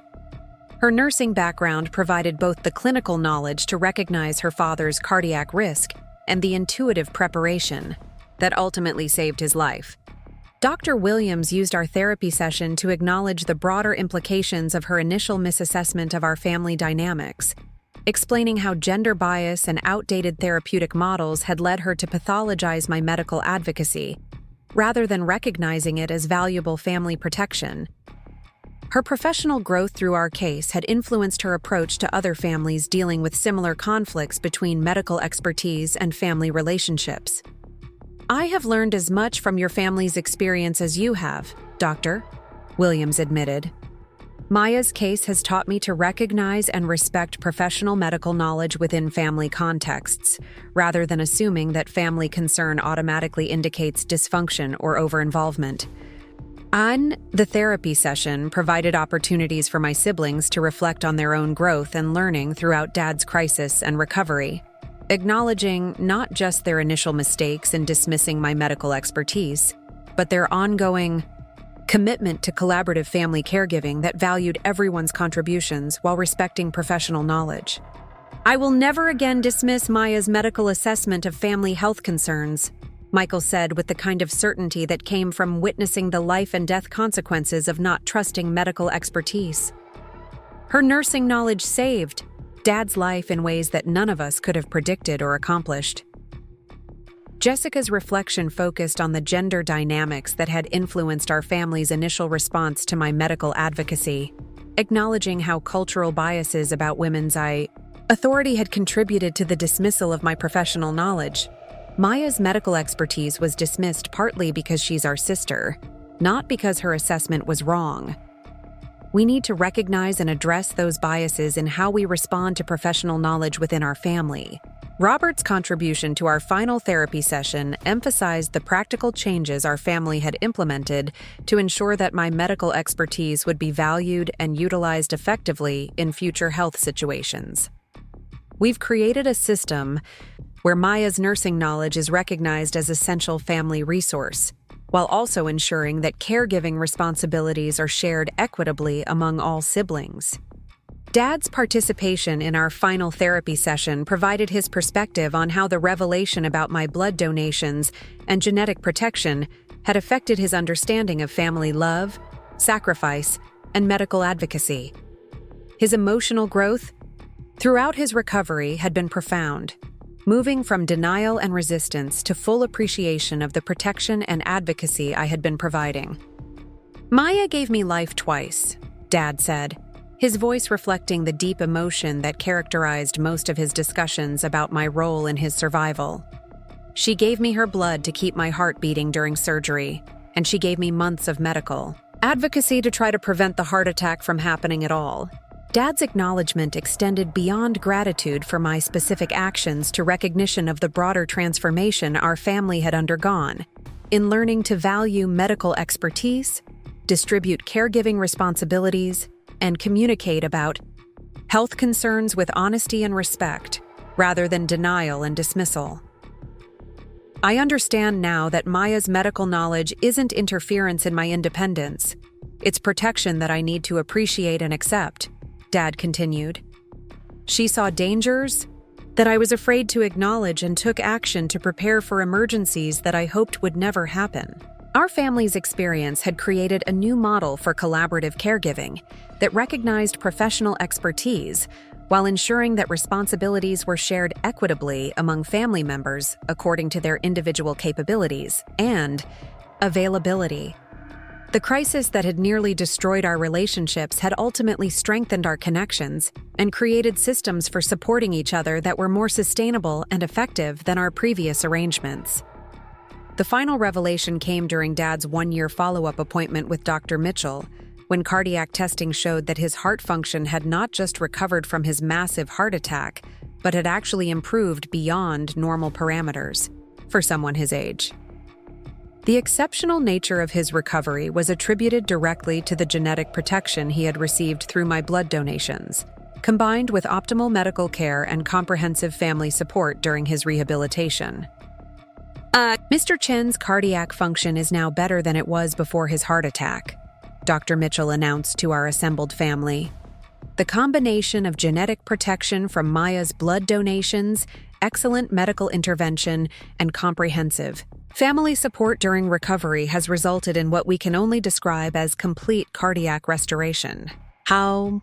The news that Dad's heart was actually stronger than it had been before his near-fatal heart attack provided the perfect conclusion to our family's journey from crisis and blame to understanding and healing. The daughter who had been accused of failing to protect her father's health had literally given him a stronger heart than he had possessed before his medical emergency. As we left Dr. Mitchell's office after Dad's final cardiology appointment, our family had been transformed not just by crisis and recovery, but by the profound recognition of how love, medical expertise, and genetic compatibility had combined to create protection and healing that extended far beyond anything we could have planned or imagined. The woman who had been blamed for her father's heart attack had been revealed as the architect of his survival, operating through channels of preparation and protection that none of us had understood until they proved essential for life itself. My story had become not just about surviving family crisis and medical emergency, but about discovering the profound ways that professional knowledge, genetic inheritance, and family love could work together to create safety and healing in the face of seemingly impossible challenges. The nurse practitioner who had been dismissed as anxious and overprotective was revealed to be the guardian angel who had been preparing to save her father's life for over a year, using tools of medical science and genetic compatibility that operated at the deepest levels of cellular protection and survival.